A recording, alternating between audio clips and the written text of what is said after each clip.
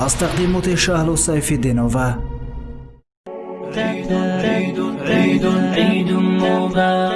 آن خداوندی که در دل نور ایمان آفرید، در شب تاریک ببین ماه تابان آفرید.